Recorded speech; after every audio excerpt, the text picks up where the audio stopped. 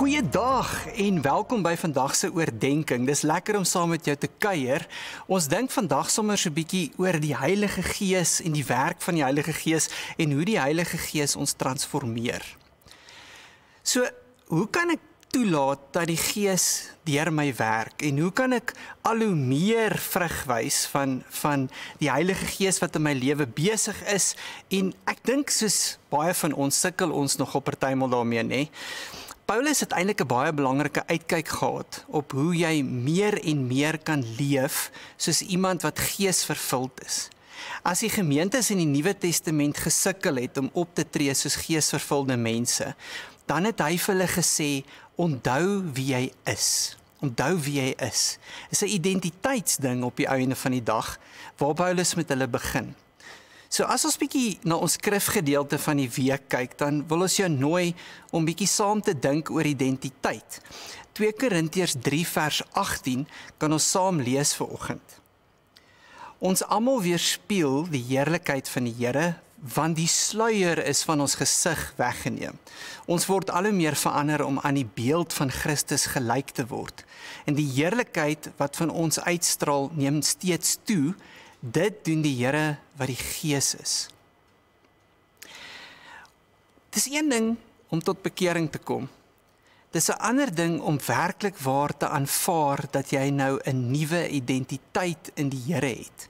Dat jy soos wat die Nuwe Testament mense sou sê, nie meer 'n Jood of 'n Griek is nie, maar 'n Christen.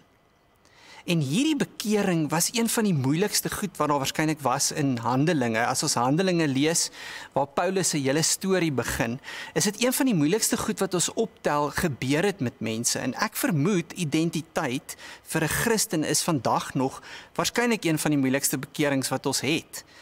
Want as iemand vir jou sou vra, wie is jy?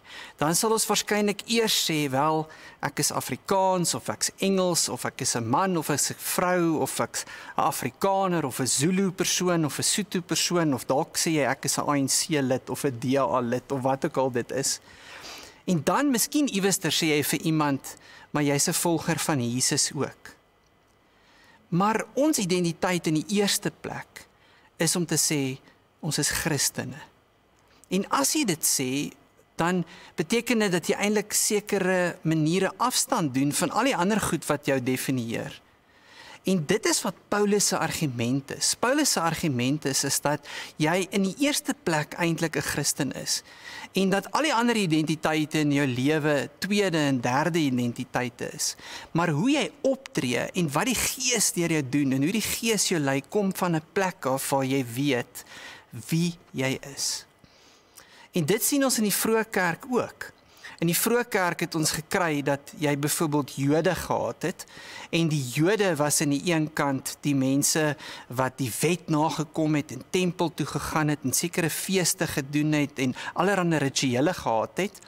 Maar dan het jy ook in die gemeente Romeine of Grieke gekry, nê? Mense wat byvoorbeeld in meer as een God geglo het, wat nie net aan een God geglo het nie, maar in multiple hoeveelheid van gode.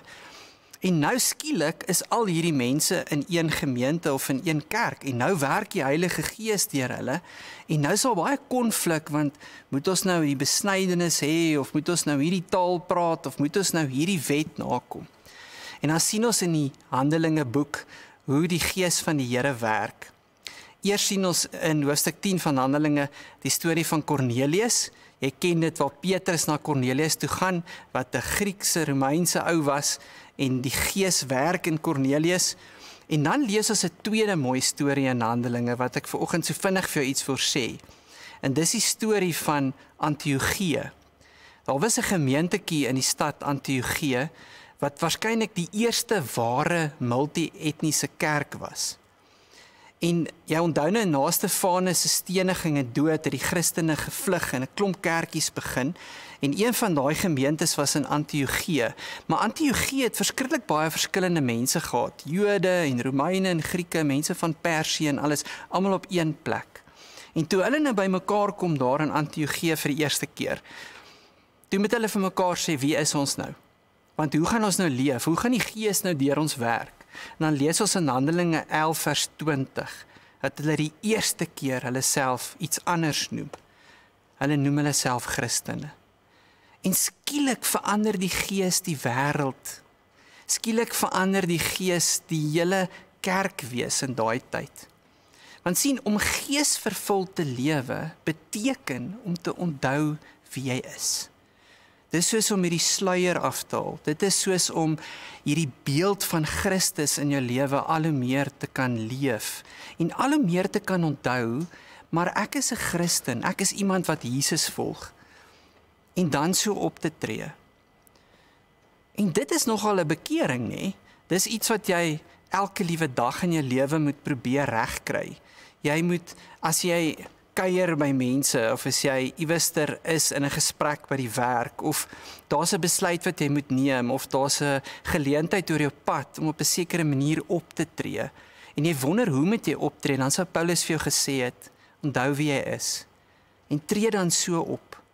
En dit is wat die Gees in ons lewens doen. Die Gees help ons om al hoe meer soos Jesus te lyk, om al hoe meer op te tree soos wat Jesus sou optree, en om al hoe meer hierdie bekering, die Griekse woord hiervoor is metanoia, al hoe meer in jou lewe toe te pas, sodat jy soos Jesus lyk in dit wat jy doen.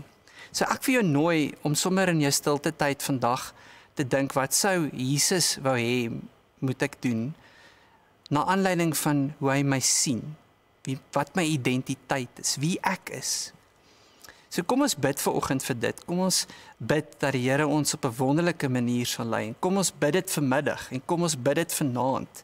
Elke liewe dag, sê elke keer saam met my hierdie pragtige gebed. Heilige Gees, herinner my elke dag dat ek aan Jesus behoort en verander my om meer en meer soos hy te lyk in hoe ek dink en hoe ek leef en in hoe ek optree. Amen.